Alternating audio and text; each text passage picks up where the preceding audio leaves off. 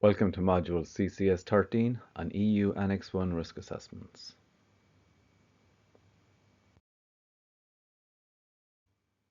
This session will discuss our approach to executing risk assessments for compliance to EU Annex 1 requirements.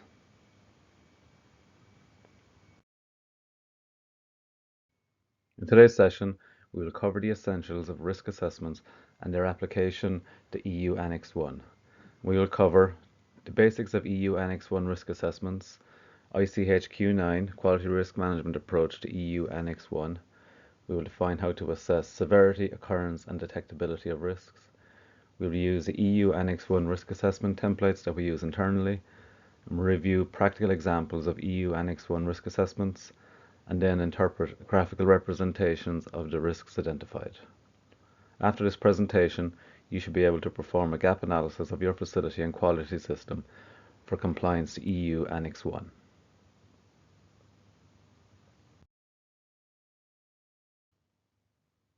This module is to be used to assess your current state of compliance with EU Annex 1. Here are the main GMP requirements to be assessed and are based on the EU Annex 1 chapters.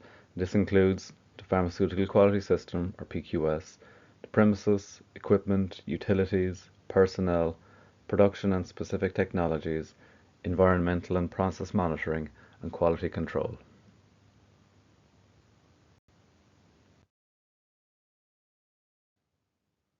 Our approach to quality risk management, guided by ICHQ9, begins with risk assessments.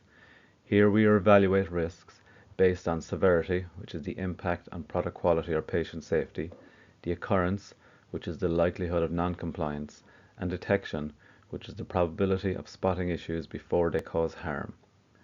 We use these scores to calculate a risk priority number, or RPN, which helps us prioritize actions. Next, in risk control, we focus on reducing high priority risks and documenting any acceptable risks with clear justifications. Finally, with risk review and documentation, we regularly revisit and update risk levels, ensuring our risk management stays aligned with evolving conditions and maintains compliance.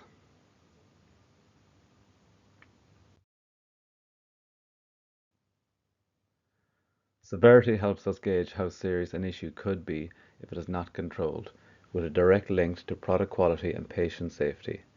Here's how we categorize it. 1 is low severity. This represents a minimal impact. Issues in this category are unlikely to affect product quality or patient safety significantly. Think of minor procedural deviations that don't pose a real risk to sterility. They're worth noting but are unlikely to cause harm. 2 is moderate severity. Here we are dealing with issues that have a noticeable impact. A moderate severity score means that there's a real potential for contamination risk or a quality issue, though it might not compromise sterility directly. An example could be a procedural lapse in cleaning that doesn't immediately threaten the product but introduces a moderate risk. 3 is high severity. This is where the stakes are highest. High severity indicates a significant impact that could directly compromise product safety or patient safety. Issues like a failure in critical equipment or a sterilization process problem falls in here. These demand immediate attention as they have the greatest potential to affect the end product and ultimately patient safety. By assigning a safety score, we can clearly see what the most critical risks lie. This allows us to prioritize our focus on areas where quality and safety are of greatest risk, ensuring our resources and attention go where they're needed most. Here's an example with the same data presented in table format, with the severity risks 1, 2, 3 aligned to minor, moderate, and high severity risks.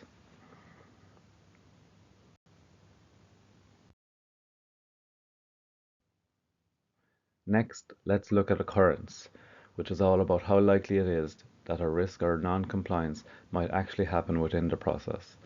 Occurrence tells us how frequent an issue might arise based on existing control measures. And the scoring is 1, low occurrence. This indicates a rare occurrence. Here the process has robust control measures in place that make it unlikely for the risk to occur. Think of it as a well-monitored, low-risk process where everything is tightly controlled. 2 is moderate occurrence. For moderate occurrence, there is occasional chance of an issue. The control measures are there, but there may be some gaps. It is not a frequent issue, but is enough to require monitoring. This could be a process where occasional deviations happen due to less than perfect controls. And 3 is high occurrence. A high occurrence score means that there is frequent likelihood of failure. In this case, control measures are either inadequate or ineffective, making the process prone to repeated issues. Think of this as a red flag that signals a high risk of non-compliance unless stronger controls are implemented. By assessing occurrence, we can identify which risks are most likely to happen and prioritize efforts to strengthen control measures where they're most needed.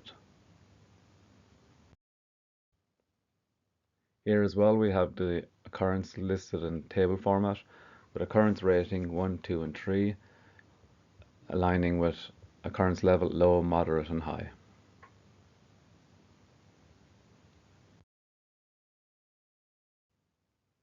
Now let's talk about detection. This is all about our ability to catch an issue before it can impact a product. Detection measures how likely it is that our monitoring or controls will spot a failure in time. And these are score of 1 for high detection. A score of 1 means there is a high chance we'll detect any issue quickly. Our monitoring systems are well established, effective and give us confidence that we'll spot a failure if it happens. It's like having a safety net that's always there to catch potential problems. A score of 2 aligns with moderate detection. Here detection is possible but not guaranteed. We have some monitoring in place, but it might miss certain issues. Think of this as having a safety net with a few holes. It can catch most problems, but there is a risk that something could slip through. And a score of 3 indicates low detection. A low detection score means that there is a minimal chance we'll detect a failure in time. The monitoring or control measures are either lacking or not effective enough, so there is a high risk of issues going unnoticed. This is where we're most vulnerable and need to focus on strengthening our controls. By assessing detection, we understand where our monitoring might fall short, allowing us to prioritize improvements and reinforce our safety nets in the areas that need it most. And here also we have a table indicating the same actions for detection. So detection rating of 1, 2 and 3, assigning to levels low, moderate and high.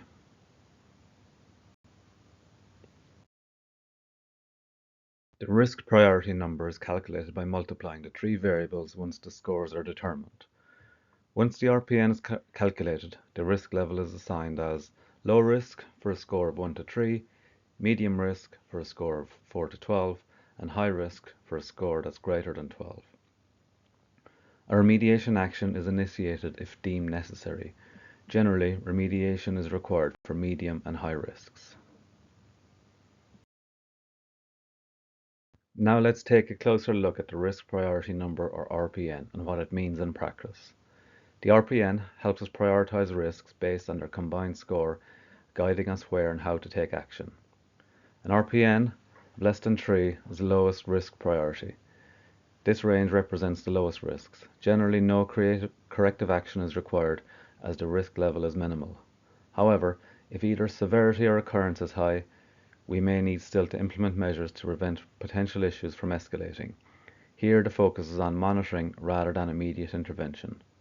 For moderate risk, with an RPN between 3 and 12, we're looking at a moderate risk level. For these risks, defining corrective actions become essential in preventing problems from growing. These risks may not be critical now, but addressing them promptly helps maintain stability in the process and avoids future complications. For high-risk items with an RPN greater than 12, these are most severe and considered high risk. Immediate corrective actions are required to eliminate these risks. QA approval is also mandatory to confirm that these actions align with the highest standards of quality and safety. By understanding these RPN ranges and classes, we can prioritize actions effectively, ensuring we address the most significant risks first and uphold the highest standards for product quality and patient safety.